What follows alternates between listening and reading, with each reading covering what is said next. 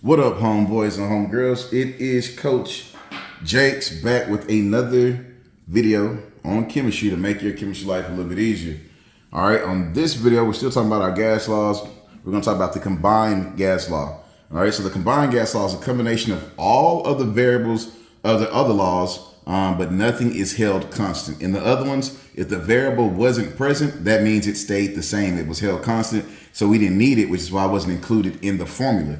But in the combined gas law, we're going to deal with pressure, volume, and temperature, and see how the changes impact each of these variables. All right, some things you need to make sure you check for when you are doing the combined gas laws. You want to make sure your units match. So make sure your pressure and your pressure in the same units, your volume and your volume are in the same units, your temperature and temperature are in the same units. And again, we math in Kelvin. You can measure in Celsius, you can measure in Fahrenheit, but when we do math, we math in Kelvin. So make sure your temperatures are in K. All right, we got two practice problems, so let's run through these real quick. What is the volume? Number one, what is the volume of a gas? So we're looking for a volume. We don't know if that's V1 or V2 yet. Of a gas at 46 degrees Celsius, that's a temperature. And because it says this at that, we know those go together with a pressure of this. So we know that pressure, these three go together because it says this volume or what volume at temperature with a pressure of 423. So all those things go together. All right. If it initially had a volume, so when you see where it says if it initially had a volume, so now it's going to tell us the initial. All right. So our initial volume would be V1. At that temperature would be T1. At a pressure of 200 torr, that would be P1. So if these are all our ones initially, and this is the change, then that's going to be P2, T2, and V2. So we're going to go up here and set our variables. We need a V1, a T1, a P1. We need a V2, a T2, a P2. All right, and let's set these joints up. We know our V2 is X. We know our T2 is 46 degrees Celsius, which is a problem, needs to be Kelvin, so we'll convert that in a second. We know our P2 is 423 torr. We know our V1 is 7.92. Our T1 is 273. And our P1 is 200. All right, so since we have all three variables twice, that's what lets us know we're going to use the combined gas law. So we got V1, T1. Ooh, I wrote that wrong. Got ahead of myself in my brain. V1, P1 over T1 equals V2, P2 over T2. All right, so then plug in. V1 is 7.92 times P1, which is 200, over T1, which is 273, equals, all right, we know our, I realize, I don't know why I wrote V1 and P1. I normally write P1, V1, but 2 times 3 is 6 and 3 times 2 is 6. So the order doesn't matter as long as the numbers and the values are right. So my bad on that. All right, so our P1 or our T1, I'm tripping. P's, twos. I'm on twos. My fault, y'all. The twos, and I'm not editing the video because perfection is not necessary. You just need to work through the mistake and do it right. Life lesson.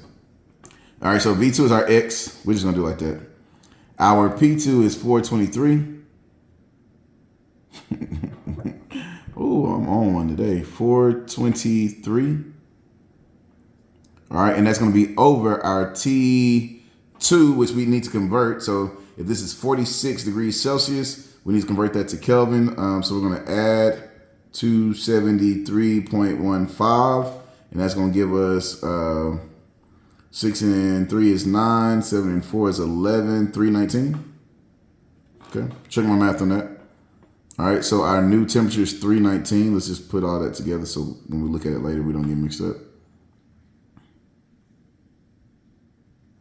All right, then we're going to cross multiply. So that would give me 7.92 times, I'm going to run out of space. 7.92 times 200 times 319.15 equals 273 times 423. Yep, I ran out of space. This whole video is just trial and error, huh? All right, I'm gonna write it here at the bottom. I got more space right there.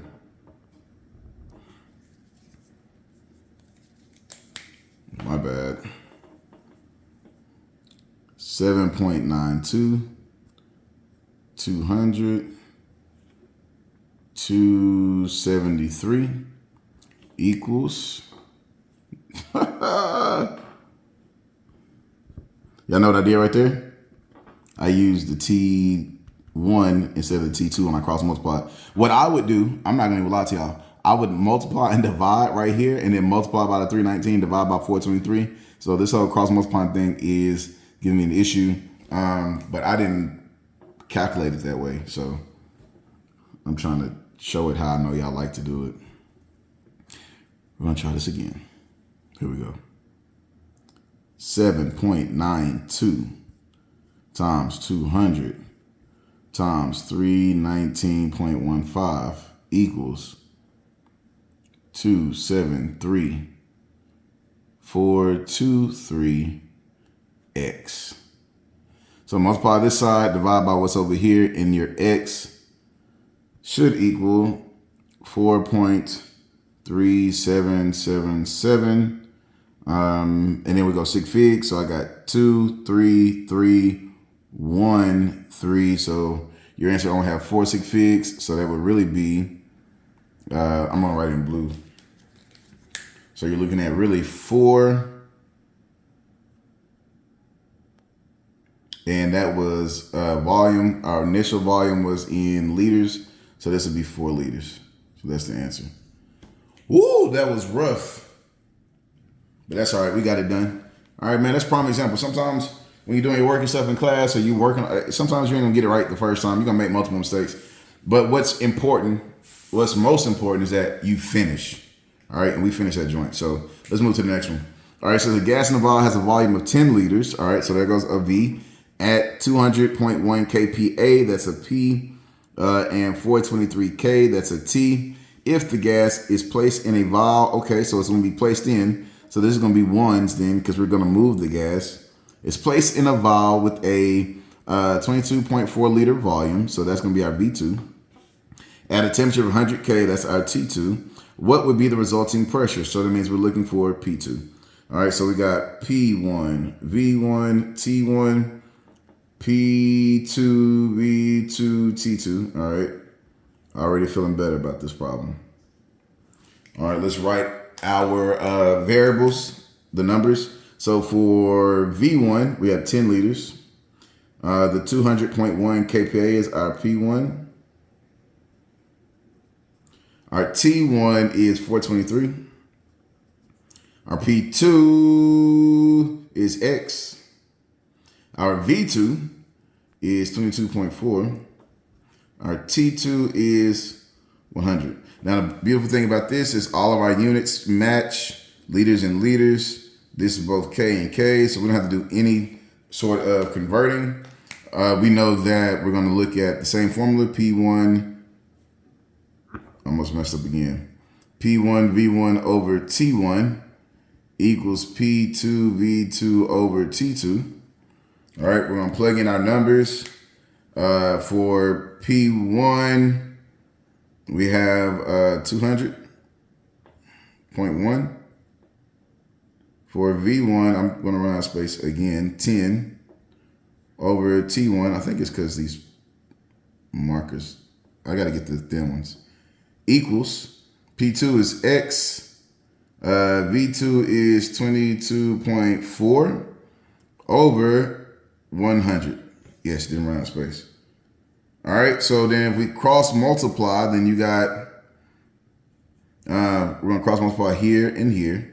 So we have 200.1 times 10 times 100 equals 22.4 times 423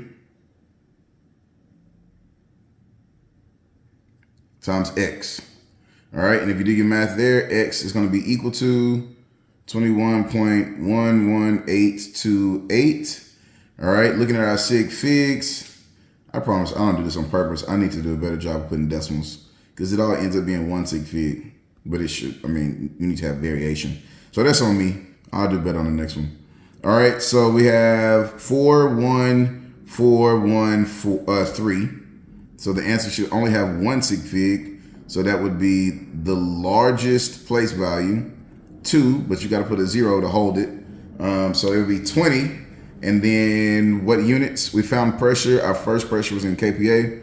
So the answer will be in kPa as well. All right. Maybe I shouldn't do videos when I just got off work, but I got to get this content out to you. All right. So this is combined gas law with 2 practice problems. It looks a mess, but it'll work. All right, make sure you like this video, follow. I got some, we got some worksheets coming out for y'all here soon. So be ready for those worksheets. All right. Love, peace, and chicken grease. Like, follow, share. I'll holla. Peace.